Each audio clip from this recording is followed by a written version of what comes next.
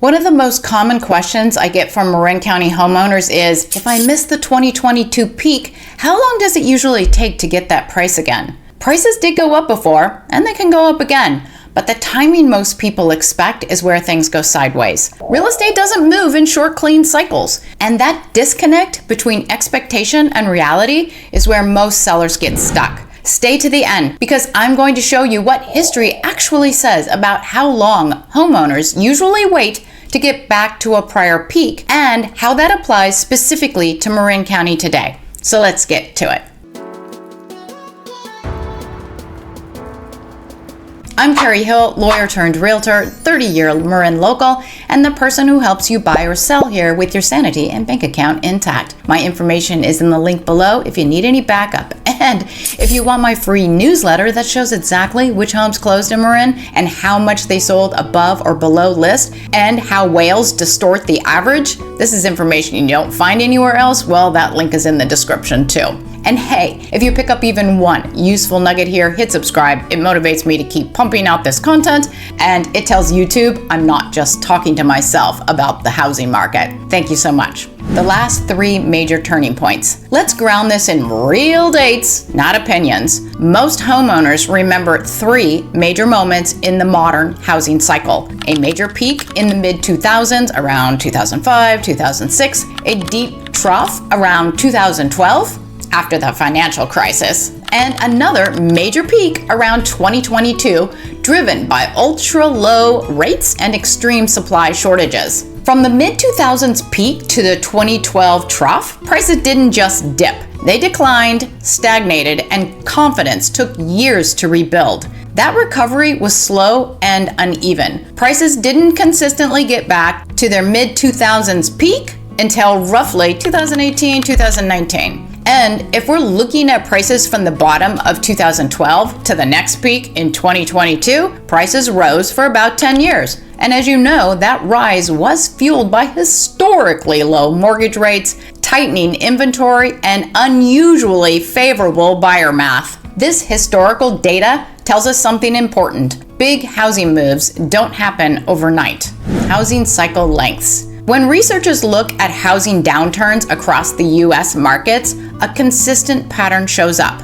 On average, the drop from peak high to trough low takes several years, like it did from 2005 to 2012. The recovery from the trough back to the prior peak often takes even longer, again, like it did from 2012 to 2019. Put together, a full down and back cycle frequently spans close to a decade in many markets. That doesn't mean prices fall every time, and it doesn't mean every market behaves the same way. But it does mean that housing is a slow-moving asset, and patience cuts both ways. If you miss a peak, you're usually not a year or 2 away from the next one. Prices going up versus a real peak. This is where sellers often talk past the data. When a homeowner says, "I'll wait until the prices go back up," they're almost never talking about a gradual improvement in home prices. What they usually mean is this: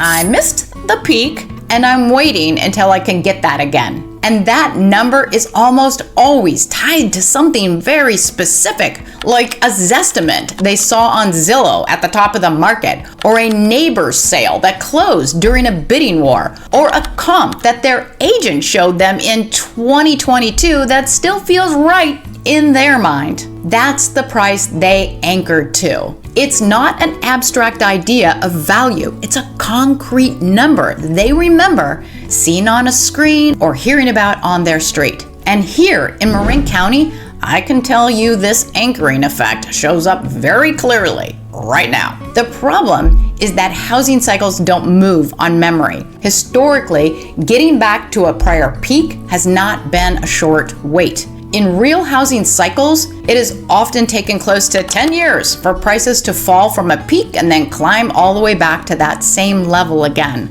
And those peaks are not just about price. The 2022 peak, for example, was driven by mortgage rates under 3%.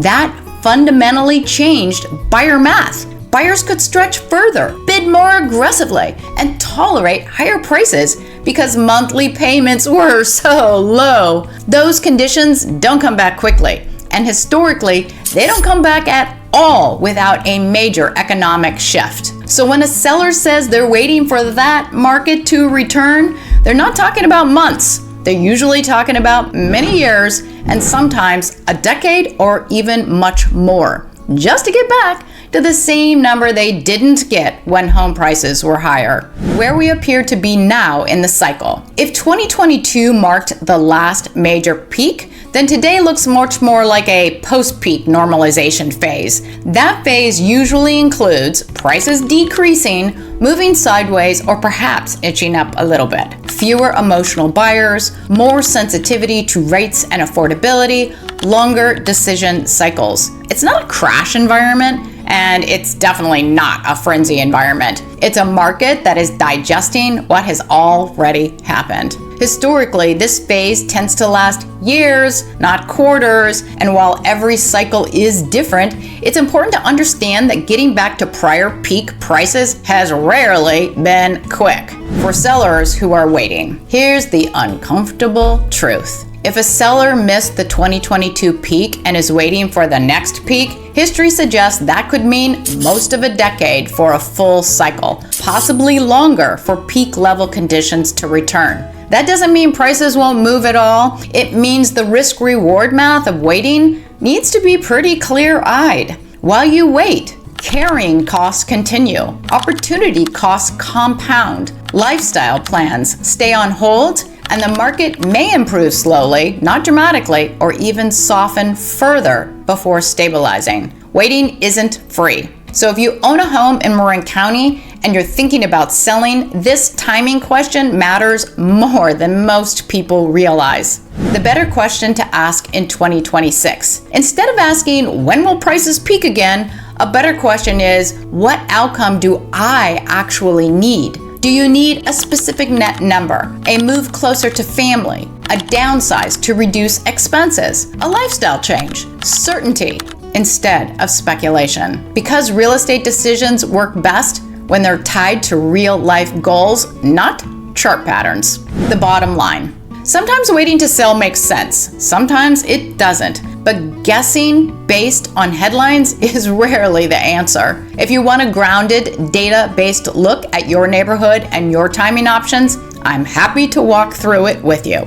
No hype, no pressure, just clarity. If you're checking out single-family homes for sale in Marin or debating whether it's time to sell, you should see some other video recommendations popping up above me right now. And don't forget to hit subscribe so you don't miss any of my no-fluff Marin County real estate updates. Thank you for watching and have a great day.